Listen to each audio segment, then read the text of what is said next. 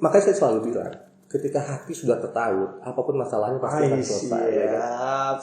Sentuh hatinya, maka dia akan menjadi milikmu selamanya. Nah gitu tuh kata si Ari Lasso. Ya benar-benar. Ketika kita sudah hati kita sudah nyaman, masalah besar insya Allah akan kita selesaikan. Ya. Nah itu. Untung saya cowok Pak. Kalau cewek mungkin saya sudah gimana gitu dengan Bapak. Iya. Ganteng. Cara bicaranya itu manis Pak.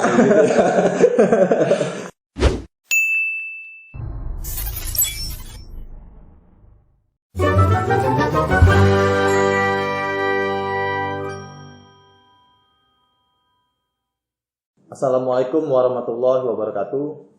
Para pejuang pasti bisa, bertemu lagi dengan saya Angga Setiawan Rahardi dalam acara mingguan Pasti Bisa, Pengadilan Agama Sengeti Bincang Santai. Untuk tema yang akan kita bahas pada kali ini masih tidak jauh-jauh dari Program Nasional Zona Integritas menuju wilayah bebas dari korupsi, yaitu yang termasuk pada area 3, Sistem Manajemen SDM. Untuk narasumber kita kali ini, sebelum saya perkenalkan secara langsung, sedikit saya jelaskan tentang beliau. Beliau merupakan sosok yang sudah tidak perlu kita ragukan lagi sepak terjangnya di dunia Badan Peradilan Agama, khususnya di wilayah Pengadilan Tinggi Agama Jambi. Beliau merupakan motor penggerak perubahan di Pengadilan Tinggi Agama Jambi.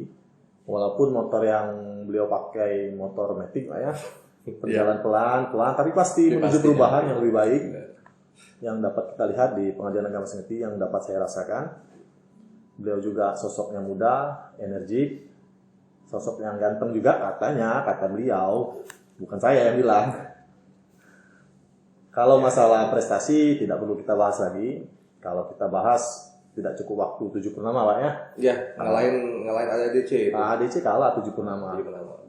Tapi satu hal yang mau saya informasikan, beliau pernah mendapat peringkat 1 pada Diklat PIM 3 Mahkamah Agung pada tahun 2019. 2 tahun yang lalu Pak ya. 2 tahun lalu. Mungkin kalau tiap tahun beliau ikut Diklat PIM juara 1 terus, saya yakin itu. Baik, langsung saja kita mulai bincang santai kita bersama Sekretaris Pengadilan Agama Sengeti, Sekretaris termuda di wilayah Pengadilan Tinggi Agama Jambi, Bapak Yudhistira Dipintu. Ya. Assalamualaikum Pak. Waalaikumsalam. Apa kabarnya Pak? Alhamdulillah sehat Bapak. Ya. Terima kasih Pak sudah menyempatkan waktunya di sela-sela kesibukan, memikirkan pekerjaan kantor untuk duduk di sini bersama kita berbagi ilmu, berbagi pengalaman. Mudah-mudahan dapat berubah pahala dan berubah kita ke lebih baik Pak ya. Amin ya Allah. Amin. Tema kita kali ini sistem manajemen SDM Pak.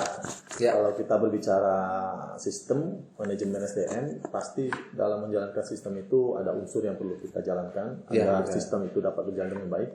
Nah, untuk sistem manajemen SDM di Pengadilan Agama Sengeti ini, unsur apa saja sih yang sudah Bapak lakukan agar sistem itu berjalan dengan baik Pak? Oke, terima kasih Pak Angga. Ya memang dalam penataan SDM, khususnya di PNA Sengeti, memang kita harus memenuhi beberapa unsur nih. Agar memang profesionalisme SDM kita bisa kita tingkatkan. Nah, pertama yang harus kita wujudkan itu adalah adanya rencana kebutuhan pegawai. Dari mana kita melihat? Pertama dari AJAB dan ABK. Nah, selain itu juga ada peta jabatan yang menjadi acuan kita. Apakah kita memang sudah memenuhi jumlah pegawai atau kurang nih? Nah, kalau kurang, kita akan mengirimkan usulan untuk penambahan pegawai ke PT Jambi. Dan pastinya dalam hal penyusunan itu ada tim yang dibentuk melalui SKPIM 5. Nah, itu yang pertama. Dan yang kedua itu adalah pola mutasi yang jelas. Jadi sangat penting dalam organisasi, karena ketika mutasi itu berjalan dengan baik, kemudian dievaluasi dengan baik, itu akan menghasilkan rasa semangat kerja. Karena adanya reward dari pimpinan.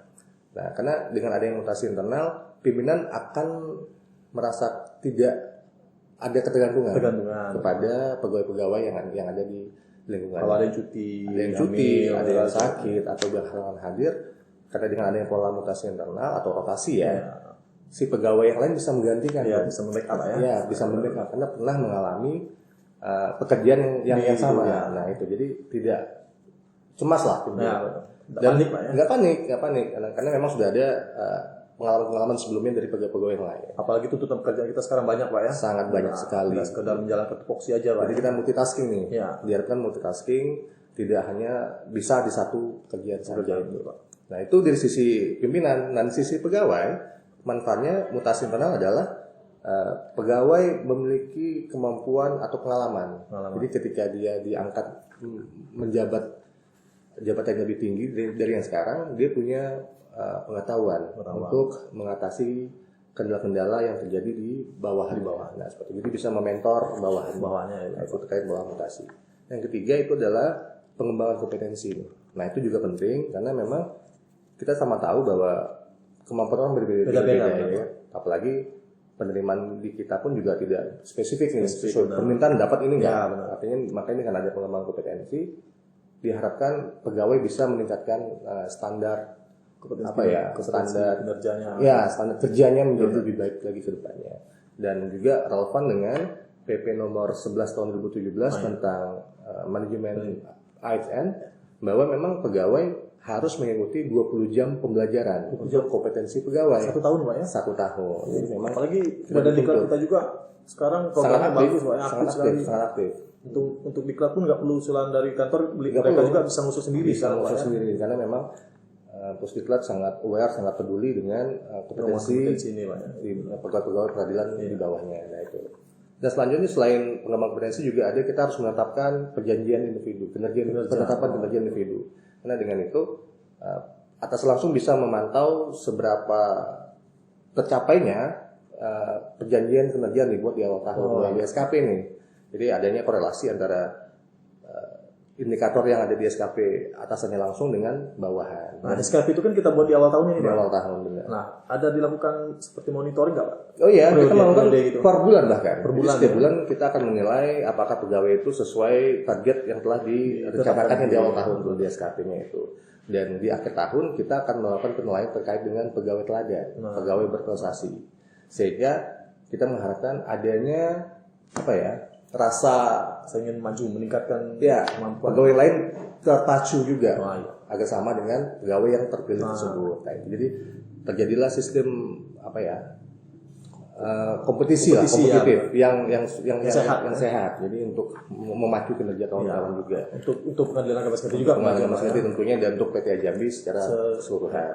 Nah, setelah penetapan kinerja, unsur selanjutnya itu adalah penegakan aturan disiplin. Ini sangat penting untuk menjaga nama baik kita, nama baik PH Ngerti di mata masyarakat khususnya di Muara Jambi. Jadi kita juga melakukan sosialisasi terkait dengan perma yang terbaru adalah remunerasi kemarin tuh. Perubahan bagaimana tata cara penilaian pemberian tunjangan kinerja. Selain atensi juga ada di situ capaian kinerja. Kita juga sudah melakukan sosialisasi. Selain itu juga melalui apel pagi, saat Senin, kemudian hari Jumat selalu sempatkan pimpinan untuk selalu mengingatkan bahwa untuk menjaga kode etik. Berarti seimbang Pak ya, selain kita kasih reward pegawai teladan juga ada hukuman. Ada punishment pastinya. Salah satunya itu potongan remunerasi ketika mereka tidak tercapai kinerjanya atau tidak hadir sesuai dengan waktu telah persentase pengurangan Pak ya. Pengurangan. Nah yang terakhir, yang keenam itu adalah selain penetapan kinerja, kemudian untuk disiplin yang terakhir adalah sistem informasi kepegawaian melalui sikap nih. Jadi setiap pegawai itu harus selalu mengupdate pembaruan data. Jadi ketika mereka saya pindah alamat langsung diperbarui di online itu Pak sekarang ya. Iya, semua pegawai memiliki aksesnya langsung ke sudah melalui Android sendiri masing-masing Pak. Melalui Android. Dari rumah pun bisa sekarang. Iya, ketika punya keinginan insya Allah bisa dilakukan. Keinginan itu yang penting Pak ya. Keinginan itu penting. Ada kepedulian terkait dengan bagaimana menjaga atau meningkatkan nama PH Ngerti di mata PAPA lah, khususnya di wilayah PTI. Menjada-wajada Pak ya. Ada kemauan pasti ada jalan Pak. Menjada-wajada. Siapa yang bersungguh-sungguh maka akan mendapat. Nah gitu. Luar biasa memang. Bangga terkait dengan unsur-unsur yang kita lakukan untuk peningkatan sistem manajemen sumber daya manusia. Jadi intinya memang sudah berjalan dengan baik lah Pak yang di Pengadilan Agama sendiri. Insya Allah kita selalu melakukan terbaik. Ya, selalu ada ruang-ruang perbaikan di sana. Tapi Insya Allah kita akan selalu melakukan. Yang penting ada kemauan untuk memperbaiki diri Pak. Ada kemauan untuk melakukan perbaikan. Lalu nih Pak, masih boleh kita bertanya ya? Masih banget. Yang kita tahu kan kemampuan dan kemampuan bekerja individu kan pasti berbeda-beda tuh Pak. Ya. Nah di unit Bapak ini kan sekretaris ini kan memimpin 3 kasubag Pak ya. Ya. Sementara kadang kita memiliki kasubag yang tidak sesuai dengan bidangnya nih Pak. Betul. Seperti kita kan punya ada kasubag IT, nggak semua sarjana Komputer Pak ya. Betul sekali. Nah, lalu bagaimana trik Bapak memimpin apabila itu terjadi nih di bawahan yang Bapak pimpin ini? Iya. Oke, terima kasih. Bukan apabila sih, memang kenyataannya memang seperti itu kondisi kita sekarang ini. Bahwa kasubag tidak sesuai dengan kompetensinya masing-masing. Ya, itu memang lumrah, khususnya di pengadilan, karena memang kita tidak sesuai. Kita minta ini ya karena keterbatasan pegawai juga ya. Dari pusatnya juga gitu. Dari pusat juga seperti itu. Jadi kita harus siap menerima dan harus mempunyai siasat lah, strategi bagaimana memang dengan kompetensi berbeda, tapi outcome yang kita dapatkan memang sesuai yang kita inginkan. Nah, gitu kan. Gimana tuh Bang? Jadi kita berusaha, kalau saya pribadi seperti tadi pengembangan kompetensi itu pasti. Jadi kita berusaha ketika ada diklat atau pelatihan sesuai dengan job desk-nya atau tusinya, kita akan mengirimkan pegawai tersebut untuk mengikutinya sesuai dengan tusinya. Itu yang pertama. Yang kedua, yang pastinya selain melalui diklat, karena kan diklat ada keterbatasan peserta nih, waktu dan sebagainya. Mentoring, coaching itu sangat kita utamakan juga. Nah, itu yang baru tuh Pak ya. Itu yang baru. Di ASN itu baru Pak ya. Kalau di swasta sudah sangat wajar sekali. Mentoring itu sangat wajar sekali. Nah, dengan mentoring coaching itulah kita mengupayakan bagaimana si pegawai dengan kompetensi yang mungkin dirasa masih kurang bisa ditingkatkan. Seperti itu Pak yang saya lakukan. Kalau berbicara tentang coaching mentoring nih Pak, ini kan hal baru nih di ASN ya. Bisa sedikit dijelaskan Pak, apa sih bedanya mentoring dengan coaching itu? Iya, terima kasih. Mentoring coaching memang bahasa baru sih di kita, tapi kalau di luar sana sudah merupakan hal yang lumrah. Jadi perbedaan itu lebih ke tujuannya. Enggak, jadi mentoring itu lebih ke arah membagi, sharing antara membagi pengetahuan, pengetahuan, pengalaman dari si mentor kepada si mentee. Jadi tujuan mentoring itu lebih ke pengembangan diri. Mengeluarkan apa yang terpendam dalam dirinya. Benar. Jadi artinya ketika si mentee melihat gaya kepemimpinan si mentor, nah di sini bisa lebih terinspirasi. Makanya mentor itu lebih banyak berbicara nih. Kalau di mentoring itu lebih banyak mentor yang berbicara kepada si mentee karena membagikan pengalaman. Nah kalau coaching itu tujuannya itu lebih ke capaian. Jadi lebih fokus ke capaian tujuan.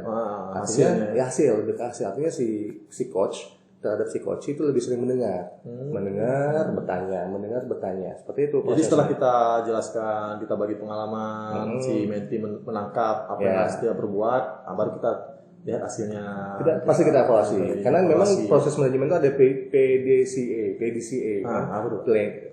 PDCA planning, doing, kemudian C-nya controlling sama act. Jadi ada perencanaan, ada pelaksanaan, ada kalau ada pengontrolan atau evaluasi, dan act-nya itu ada tindak lanjut.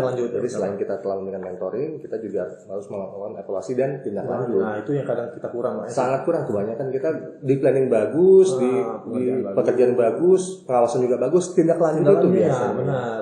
Hasil pengawasan begitu juga Pak ya. Betul. Itu sudah diawasi. Cuman tidak lanjutnya pun tidak lanjut. Terkadang kita memang sulit untuk mengungkapkan membuat laporan yang baik itu memang kebanyakan masih sulit, masih kurang. Jadi itu bedanya antara mentoring dan coaching, lebih ke tujuan dan ke pengembangan diri. Berarti kalau mentoring itu kalau saya tangkap berarti membuka aura Pak ya. Aura yang ada di individu. Betul. Pak ya. Lebih terinspirasi. Betul. Kadang orang ini dia memiliki kemampuan cuma karena dia malu atau nggak punya contoh, dia nggak mau mengembangkan diri. Betul. Meningkatkan kepercayaan diri juga. Itu yang penting Pak. Betul. Lalu yang ingin kita tahu nih Pak, untuk melaksanakan pekerjaan PNS itu kan tidak membutuhkan skill atau kemampuan yang khusus nih Pak. Betul. Seperti khususnya kita lah pengadilan pengadilan. Kalau di engineering itu memang khusus orangnya Pak ya. Betul. Terus ilmuwan itu memang khusus Pak ya. Tapi yang penting itu ada kemauan Pak. Itu paling penting sekali. Paling penting itu juga ya. Nah, untuk menjaga semangat nih Pak di lingkungan kerja Bapak yang Bapak pimpin nih. Apa yang telah Bapak lakukan kepada bawahan Bapak agar mereka tetap semangat, tidak jenuh dengan pekerjaan yang monoton mungkin? Apa saja nih yang pernah dilakukan nih? Saya selalu bilang bahwa kenyamanan itu kita yang ciptakan. Wah, benar. Ketika kenyamanan itu sudah hilang, ya apapun yang kita kerjain itu nggak ada makna tuh. Ya. Nggak ada makna. Sama kayak di keluarga, rumah yang biasa, rumah yang tidak terlalu luas ya kan. Tapi ketika di dalamnya nyaman, ya kita betah di rumah. Seperti itu di kantor tetangga. Jadi ketika nyaman, maka kita akan semangat bekerja. Nah, apa yang saya lakukan? Yang pasti saya menjaga hubungan internal lah. Ya. Baik saya dengan teman-teman di bagian kesehatan, saya dengan teman-teman bagian kemesraan, juga dengan pimpinan dan hakim. Dan juga saya mencoba untuk selalu membuat hal-hal yang seru. Seru ya. Sering ya canda. Terkadang tidak ada batasan antara saya dengan teman-teman yang lain ya kan. Jadi membuat teman-teman merasa nyaman. Itu dari persepsi saya ya. Saya nggak tahu dari persepsi yang lain. Pasti yang saya merasa itu, Pak. Merasa ya. Saya mencoba untuk itu. Kita selalu melakukan itu. Karena kita juga bukan manusia yang sempurna. Benar. Jadi kadang-kadang gini, saya juga ngajak mereka ke rumah, ya kan kayak Angga atau siapapun saya ajak ke rumah. Dan itu bukan pegawai saja, tapi juga istri dan anak-anaknya. Ngopi. Walaupun kopi kadang kita bawa sendiri Pak ya dari rumah. Kayak puasa setan mungkin ya kan. Kita bikin sate, bikin jagung, ya kan. Nah, sebelum COVID ini juga kita nonton bioskop bareng dengan kawan-kawan kemitraan kesehatan. Jadi rasa kekeluargaan itu sangat tinggi. Ada kolaborasi di situ. Jadi dengan ada kolaborasi kita menjadi lebih nyaman loh. Bahkan kalau saya pribadi ya, saya nggak tahu yang lain. Kalau saya nggak ke kantor tuh kayak ada yang rugi gitu. Wah, benar Pak. Jadi kalau misalnya kita ada tugas nih, mungkin ke PT pagi, kantor siang, saya rugi aja di nggak rumah kedua Pak ya. Rumah kedua. Nah itu saya mencoba untuk bagaimana kondisi di kantor itu nyaman sehingga teman-teman memang fokus dalam bekerja penting. Tapi ketika mereka butuh relax ya kita juga menyediakan sarananya. Itu tidak harus menonton kamu harus kerja, nggak kayak gitu juga. Jadi ada seperti kerja di Jepang aja gitu. Ya seperti itu lah. Yang pasti ada saling kepercayaan. Ini dari sisi bapaknya nih mau menjaga kenyamanan. Nah sementara kalau dari Kasubag ini ada 3 nih, kepalanya beda-beda nih, pikirannya beda-beda. Kalau mereka ada clash mungkin kan bisa juga terjadi nih. Betul. Nah itu gimana itu Pak? Ya kalau terjadi konflik interest lah ya, atau konflik internal di antara 3 Kasubag ini pasti saya akan memanggil nih satu-satu saya tanyain ini masalahnya apa, ini tanya juga masalahnya apa. Jika saya sudah tahu masalahnya sebenarnya, nah saya akan memanggil orang-orang tersebut. Langsung keduanya Pak. Di satu ruangan. Langsung kita kontra berdua Pak ya. Enggak, langsung kita nanyain. Nah kita jelasin, kita biarkan dia berbicara, kita biarkan dia berbicara dengan kedua belah pihak. Nanti kita akan memutuskan apa yang harus kita perbuat. Intinya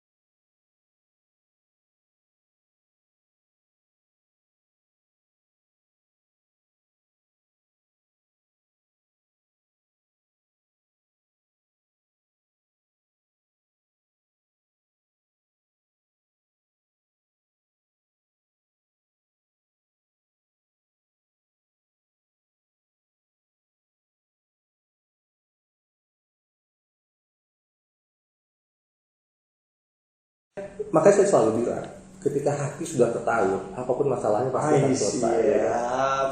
Sentuh hatinya, maka dia akan menjadi milikmu selalu. Nah gitu tuh kata si Rasul ya. Benar-benar. Ketika kita sudah hati kita sudah nyaman, masalah besar insya Allah akan kita selesaikan. Nah, itu. Untung saya cowok Pak. Kalau cewek mungkin saya sudah gimana gitu dan Bapak. Iya. Tentang cara bicaranya itu manis Pak. Nah terakhir nih Pak dari saya Pak. Ya. Untuk menjadi seorang pemimpin, apakah Bapak masih memakai pola zaman old nih Pak? Zaman old itu artinya kan, artinya pemimpin itu kan seperti raja nih Pak, yang harus dilayani, harus kita nunduk-nunduk nih Pak. ABS lah ya. Asal Bapak senang. Sementara sekarang ini kan kita ada namanya servant leadership nih Pak. Nah itu bagaimana Bapak itu mengimplementasikan? Servant leadership ya. Memang itu sangat baik sekali ya dalam sebuah lembaga kepemimpinan yang melayani. Saya juga beberapa kali menulis ya dengan quote yang sama bahwa seorang pemimpin itu belum bisa dikatakan sebagai pimpinan ketika dia belum meletakkan pelayanan di dalam kepemimpinannya. Nah, itu quote yang selalu saya sampaikan, karena ketika kita sudah menempatkan ego kita sebagai pimpinan, khususnya saya juga sekarang itu di bawah kepentingan kawan-kawan di sebelah saya, itu kita akan merasa ikhlas dalam bekerja. Dan alhamdulillah saya mencoba untuk mengimplementasikannya. Jadi ketika kawan-kawan coba kayak LKJP kemarin, kita punya misi untuk membuat laporan dalam bentuk majalah. Pertama itu Pak ya kita ya. Pertama mungkin saya berani taruh project Indonesia, saya nggak tahu kalau Jambi saya pastikan kita sebagai pembuat laporan dalam versi majalah. Nah, seperti yang Anda sampaikan tadi, ada kemauan dan ada kemampuan. Nah, kita kan tidak bisa memaksakan seseorang melebihi kemampuannya. Mungkin dia ada kemauan untuk membuat itu, tapi karena nggak punya kemampuan, ya dia nggak bisa ngapa-ngapain. Jadi disitulah saya mencoba untuk ikut terlibat langsung dengan proses apapun lah itu ya, yang sifatnya memang untuk kebutuhan. Artinya pemimpin sekarang nggak cuma duduk manis Pak ya. Nggak bisa lagi, kamu kerja ini, tapi nggak bisa, tidak pernah memberikan masukan, tidak pernah memberikan solusi, nggak bisa kayak gitu juga ya. Setuju nih, walaupun saya tidak bisa melakukannya, mungkin saya punya kenalan, punya jaringan. Intinya tercapai itu si tujuannya. Nah, itu yang penting. Outputnya sampai, outcome pun sampai Pak ya. Dan hati pun senang lah ya, tidak terpaksa, kerja juga tidak terlalu mendapat tekanan. Nah gitu. Jadi kita selalu diskusi. Kalau hati senang itu semua aman Pak. Semuanya aman dan nyaman. Jadi bukan ABS lagi nih, tapi semua senang. 1, 2, 3 semuanya senang gitu ya. Luar biasa ya sebenarnya ini. Kalau kita runut kembali ke belakang, banyak hal yang bisa kita petik pelajaran dari Bapak Yudhistira di Pintu. Cuma karena keterbatasan waktu, nggak terbatas sih waktunya sebenarnya, karena kesibukan Bapak ini mesti bekerja lagi, monitoring, kasubag lagi. Mungkin kita cukupkan sampai di sini. Terima kasih atas bincang-bincangnya Pak, bincang santai yang sangat bermanfaat, yang bisa kita petik pengalaman dan ilmunya. Terima kasih telah menyaksikan program Pengadilan Agama Sengerti Bincang Santai. Nantikan narasumber-narasumber lainnya yang tidak kalah berkualitas dan fenomenal di episode-episode selanjutnya. Pantengin terus YouTube kami di Pengadilan Agama Sengerti Official. Jangan lupa like, komen, subscribe ya kalau bahasa sekarang itu, dan juga di share sebanyak mungkin agar banyak ASN yang menerima manfaat dari video yang telah kami buat. Insya Allah. Saya Angga Setiawan Rahardi dan Bapak Yudhistira di Pintu undur pamit. Wassalamualaikum warahmatullahi wabarakatuh. Mungkin ya? Nah, masih hidup nih. Itu. Ini situ jalan.